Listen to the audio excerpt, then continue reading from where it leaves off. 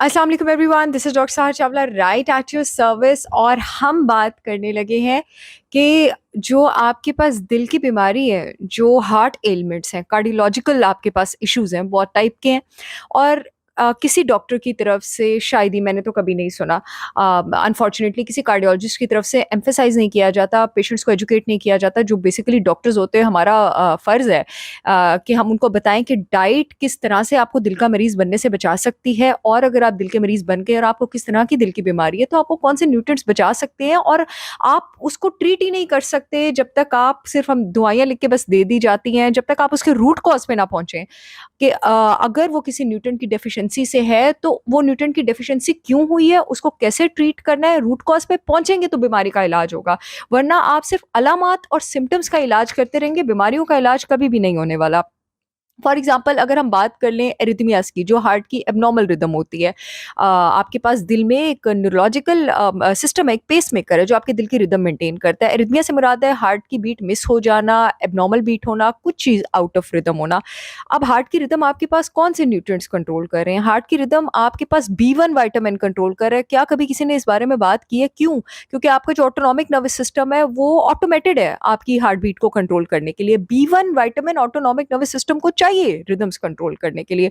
अगर आप B1 में डेफिशिएंट हैं, आपको एरिथमिया हो सकता है। कैल्शियम में अगर आप डेफिशिएंट हैं, कैल्शियम पूरे जिस्म में आपके पास मसल कॉन्ट्रैक्शंस को कंट्रोल करता है। कैल्शियम की बहुत कमी से और कैल्शियम की बहुत ज़्यादती से, ये जो आँखों में ट्विचिंग होती है, अक्सर मैं क्लाइंट्स को कैल्शियम डेफिशिएंसी डायग्नोज़ करती हूँ और उनको देती हूँ बैक एक्स भी। और कैल्शियम पे मैंने पहले भी वीडियो की थी। आपको अगर कैल्शियम की बहुत ज़्यादा कमी है या कैल्शियम की ज़्यादती है, क्योंकि कैल्शियम की ज़्यादती दिल में प्लेकिंग भी कर सकती है, तो भी आपको एरिथमियाज़ हो सकते हैं। अब कैल्शियम और मैग्नीशियम ये सिंक्रोनाइज़ेशन में इकट्ठे काम करते हैं। कैल्शियम जो है आपके पास ये कॉन्ट्रैक्शन करता है, मैग्नीशियम जो है रिलैक्सेशन करता है। अगर आपके पास मैग्नीशियम की कमी है तो रिलैक्सेशन ठीक नहीं होगी, कैल्शियम की कमी या ज़्यादती है तो कॉन्ट्रैक्शन ठीक नहीं होगी। दोनों केस में आपके पास एरिथमियाज़ हो सकते हैं। अब आप इसको इनिशियली रिकॉग्नाइज़ भी कर सकते हैं। आपकी टाँगों में अगर क्रैम्पिंग बहुत ज़्यादा होती है, मैग्नीशियम पर मैंने बहुत डिटेल में वीडियो की, तो मैग्नीशियम की कमी की निशानी है आपके पास। अगर ये न्यूट्रिएंट्स आप लेंगे अपनी डाइट से, आप डेयरी प्रोडक्ट से लेंगे, आप ग्रीन लीफी वेजिटेबल से लेंगे, मज़े की बात है कि कैल्शियम और मैग्नीशियम दोनों सोर्सेज़ में इकट्ठे मौजूद होते हैं। आप नट से लेंगे, आप बीन से लेंगे, तो आपको इन चीज़ों की कमी नहीं होगी। और अगर आप अर्ली सिम्पटम्स डायग्नोज़ करना शुरू कर देंगे कि टाँगों में क्रैम्पिंग हो रही है, बहुत ज़्यादा थकावट हो रही है, आपको मैग्नीशियम की कमी हो रही है, बैक एक हो रही है, कैल्शियम की कमी हो रही है, हड्डियों में दर्द हो रही है, तो ये दिल की बीमारियों तक चीज़ें पहुँचेंगी नहीं, एरिथमियाज़ तक पहुँचेंगी नहीं। और मैं बता दूँ, हार्ट मसल आपके पास, दिल का मसल सबसे ज़्यादा सेंसिटिव है न्यूट्रिएंट्स की कमी को। तो उसका आपने बहुत-बहुत ज़्यादा जो है वो ख़्याल रखना है। एक और चीज़ हमारे पास कि कैल्शियम की इनडायरेक्ट कमी भी हो सकती है विटामिन डी की कमी से, क्योंकि विटामिन डी आपके पास इंटेस्टाइन और किडनी से कैल्शियम को एब्ज़ॉर्ब करता है और उसकी जो जज़्ब करने की स्पीड है उसको तकरीबन आपके पास 20 टाइम्स तक बढ़ा देता है। तो अगर विटामिन डी की कमी होगी, कैल्शियम की भी कमी होगी। अब विटामिन डी अपना फंक्शन विटामिन के 2 के बगैर परफ़ॉर्म नहीं करता, तो विटामिन के 2 जो है वो भी आपको लेना उतना ही ज़रूरी है। और विटामिन के 2 इसलिए भी ज़रूरी है, मैंने पहले भी बात की थी जब मक्खन पे बात की थी, कि जो विटामिन के 2 है आपके पास, वो दिल से एक्स्ट्रा कैल्शियम को, सारी वेसल से, दिल से यानी वेसल से एक्स्ट्रा कैल्शियम को रिमूव करता है, ताकि वो कैल्शियम जो है वो आपके पास प्लैकिंग ना कर सके।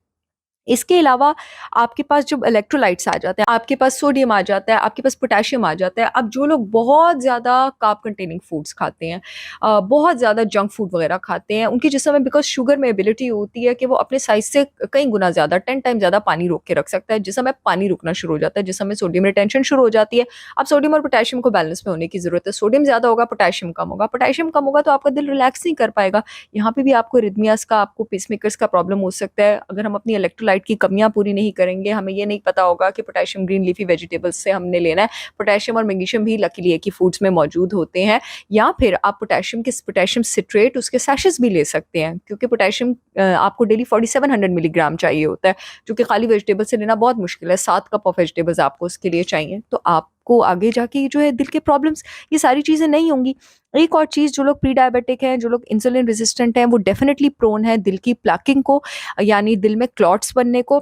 और उसकी रीज़न ये है कि दिल में क्लॉट्स बनने की बहुत बड़ी रीज़न आपकी जो हार्ट की वेसल्स हैं उसमें वो इवेंट्स हैं, वो ऑक्सीडाइजेशन के इवेंट्स हैं, वो प्लेक बनने के इवेंट्स हैं, जिसको शुगर जो है, शुगर की ऑक्सीडेशन आपके पास इनिशिएट करती है। शुगर जो है आपके पास आपकी बॉडी की प्रोटीन्स में जाके रिएक्ट करता है, जिसमें आपके पास आपकी ब्लड वेसल की जो लाइनिंग की कोलेजन प्रोटीन है वो है, जाके स्टिकी मॉलिक्यूल्स बनाता है और यहाँ पर ही आपके पास प्लैकिंग जो है इसको स्टार्ट करता है।